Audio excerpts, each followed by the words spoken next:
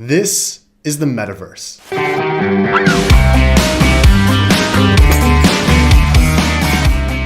It is supposedly the next big thing that will irrevocably alter our online lives. But will it?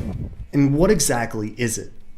I'm Jackson, Director of Video Production at Cointelegraph, and in this video, we're going to dive into what the Metaverse has to offer and how blockchain technology will be key in building it. Don't forget to subscribe to our YouTube channel for new videos about crypto. We are the leading channel for crypto news coverage and education.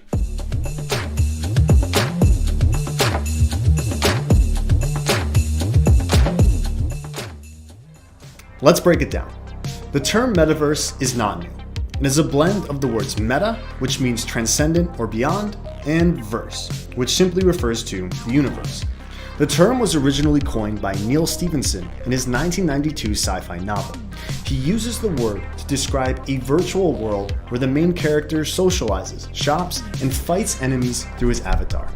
Sounds familiar, right?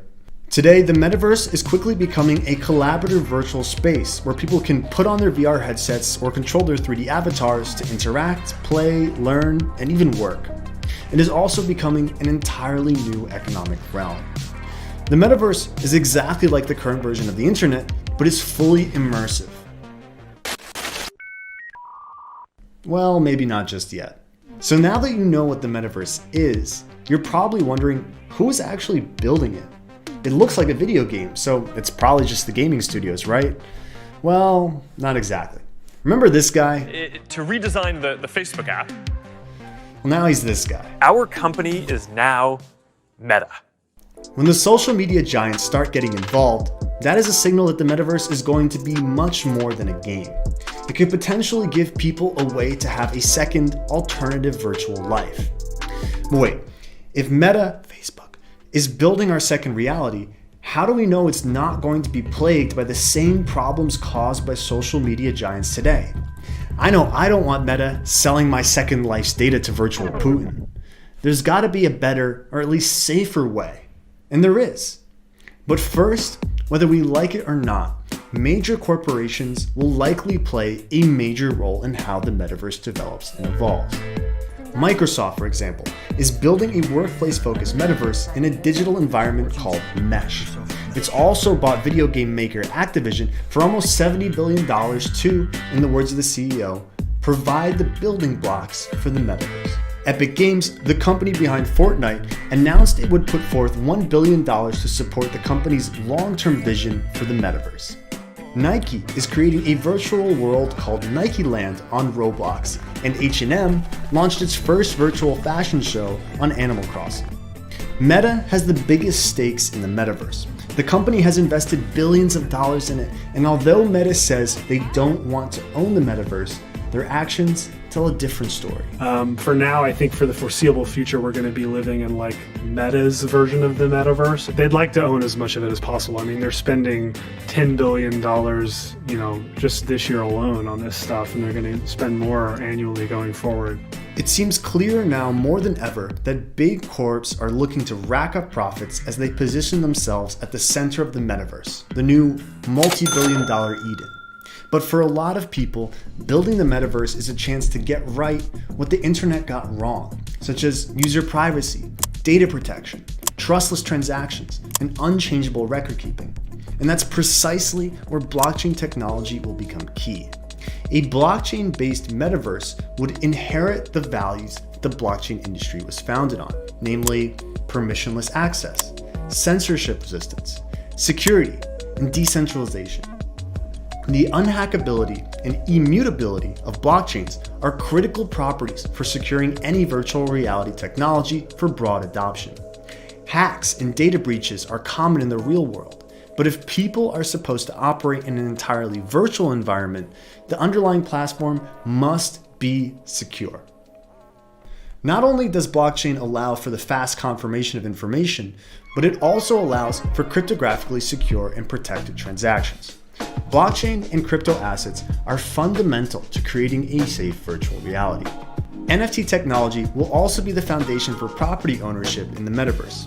I know everyone by now is sick of hearing about NFTs, but there really isn't a better way to prove that only you own that 2 square feet of land right next to Snoop.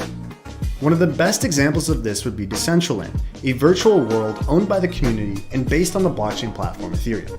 Decentraland is divided into virtual pieces of land that can be bought with Mana, the cryptocurrency of Decentraland, and owned by identifying them with NFTs. Your property allows you to create and develop anything you can imagine on that plot of land, as this company did in November 2021 after spending 618,000 Mana or $2.42 million to buy 116 pieces of virtual land to build virtual stores. They plan to sell clothes for avatars and host fashion shows. Another example is Sandbox, a virtual environment on the Ethereum blockchain where users may create, control, and sell their game experiences using Sand, the platform's utility token. Sandbox also partnered with Snoop Dogg to bring the legendary icon into the metaverse. Snoop is working on building his own virtual world on the platform. And you know what? An NFT collector spent a little under $500,000 to become Snoop's next door neighbor. Spot taken. Blockchain technology is laying the groundwork for a new economic environment, which could generate trillions of dollars in the next few years. Who knows, it may even become bigger than the physical economy in the next few decades. But for all of this to truly work, we need to be able to seamlessly move from one virtual space to another using the same avatars and digital items, and be able to conduct real-time transactions. And that brings us to one of the biggest question marks so far in the evolution of the metaverse. I'm going to use a long and annoying word here that you've probably heard before: interoperability. How do you actually bridge your metaverse life from Ethereum to Solana, for example, or to Meta? Right now, it's pretty much impossible, especially when one of those parties, Meta, is acting like this is a zero-sum game. Maybe it's true that only one metaverse will prevail after 10 years of competition, but I kind of hope not. We've come this far because we are a community, building separately, but also together with a common shared vision. Imagining that being taken over by a corporation makes my skin crawl. No company should run the world, or else what's the point? And at the end of the day, there is one last hurdle to overcome: to develop a new internet infrastructure that can actually support the metaverse. If the metaverse will rely on augmented and virtual reality devices, it will need higher internet speeds capable of transmitting enormous amounts of data per second.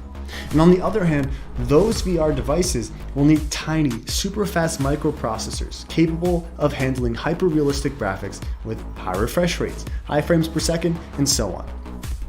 There is a lot of innovating that still needs to be done before the vision matches the reality, pun intended. Humanity is in the midst of creating the most complete alternate reality to ever exist. From books, to television, to computers, to this. Even though the metaverse is new, the urge to journey into fantasy began a long time ago. If you enjoyed the video, be sure to like it, leave us a comment below, and don't forget to subscribe to our channel. The Cointelegraph Cryptopedia is your guide to the chaotic space of blockchain and cryptocurrency.